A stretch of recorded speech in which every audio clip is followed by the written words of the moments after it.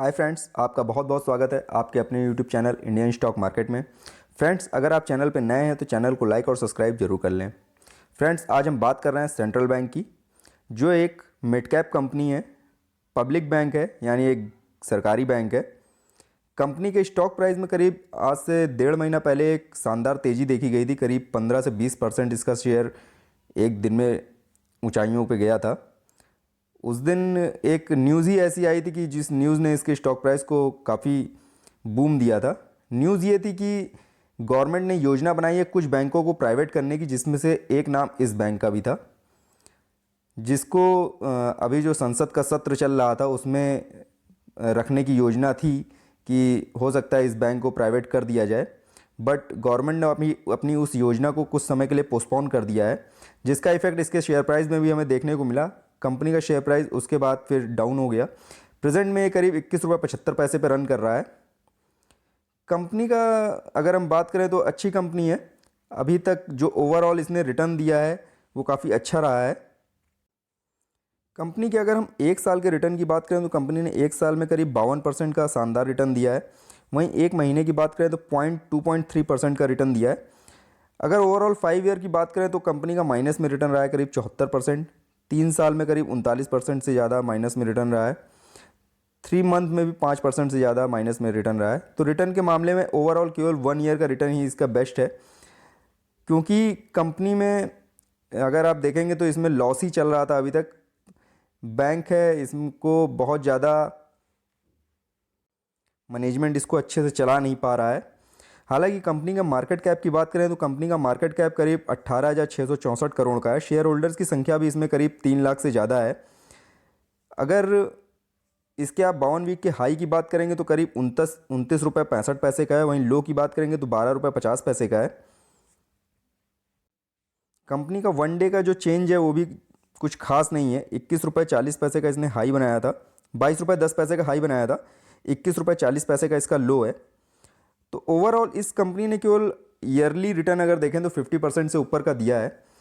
तो yearly base पे तो कंपनी का ठीक ठाक काम है। अगर इस सेक्टर में आने वाले समय में गवर्नमेंट की तरफ से कोई योजना लाई जाती है जिससे इसको प्राइवेट किया जाए तो उसका पूरा फ़ायदा इस बैंक को मिलने वाला है। अभी इस बैंक का प्राइस बहुत कम है, 21 रुपये 22 रुपये पे ट्रेड कर रहा है, बहुत ज़्यादा प्राइस नहीं है।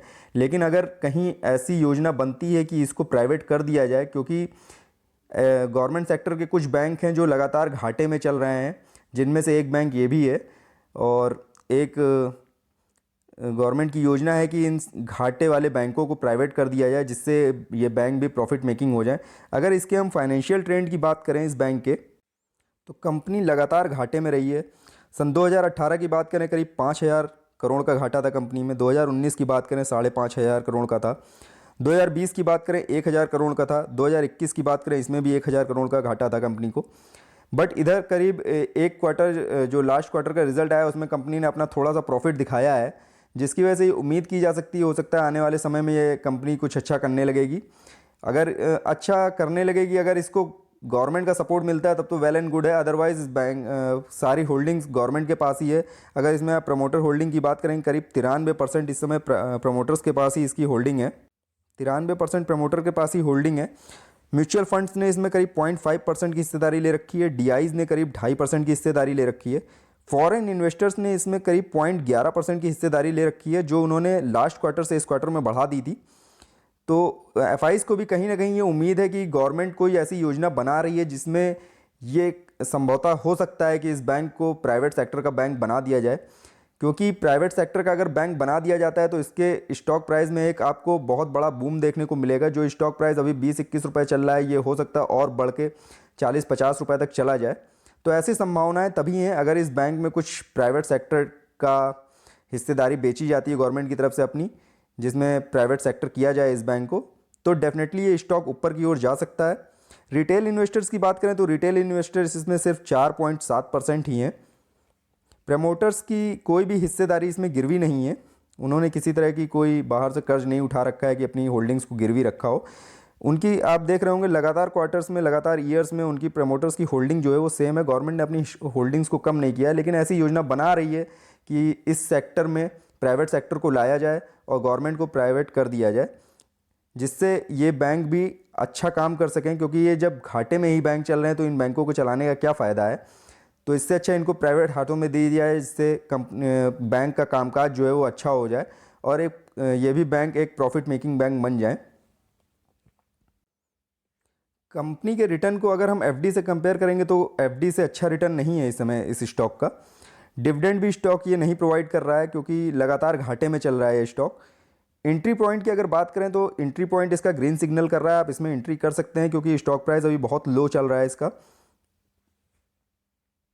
कंपनी में अभी किसी तरह का कोई रेड फ्लैग भी नहीं है, यानी ये कंपनी किसी भी एएसएम या जीएसएम लिस्ट में नहीं है।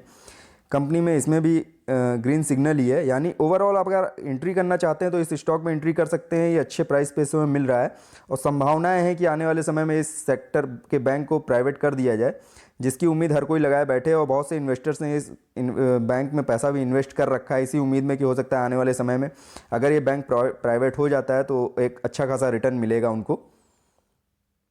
फ्रेंड्स, अगर इसमें हम कम्युनिटी सेंटीमेंट की बात करें तो इसमें इस समय 83% करीब बाय की कॉल दी जा रही है और 17% होल्ड की कॉल दी जा रही है।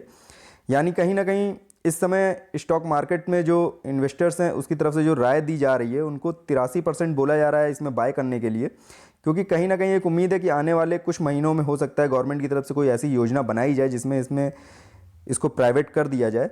ये एक मात्र र्यूमर ही है, उम्मीद है। अगर आप इसमें इन्वेस्ट करना चाहते हैं तो बिल्कुल करिए। स्टॉक प्राइस बहुत ज़्यादा हाई पे नहीं है और ये ऐसा स्टॉक है कि गिरावट में बहुत ज़्यादा गिरेगा भी नहीं, आपके निवेश को थोड़ा सुरक्षित रखेगा, क्योंकि स्टॉक प्राइस बहुत ज़्यादा डाउन नहीं हुआ है इधर इतनी मार्केट में करेक्शन आने के बावजूद।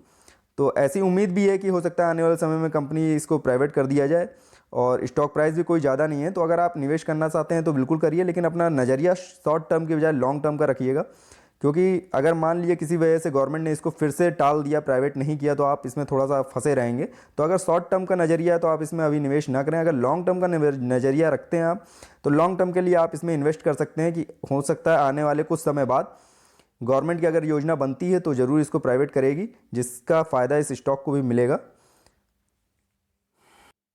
फ्रेंड्स, अगर वीडियो पसंद आए तो लाइक और सब्सक्राइब जरूर करिएगा। ये वीडियो मैंने सिर्फ आपकी नॉलेज पर्पस से बनाया है। किसी भी तरह का निवेश करने से पहले अपने फाइनेंशियल एडवाइज़र की सलाह आप जरूर ले लें। फ्रेंड्स, अगर वीडियो पसंद आए तो लाइक और सब्सक्राइब कीजिए। बहुत बहुत धन्यवाद।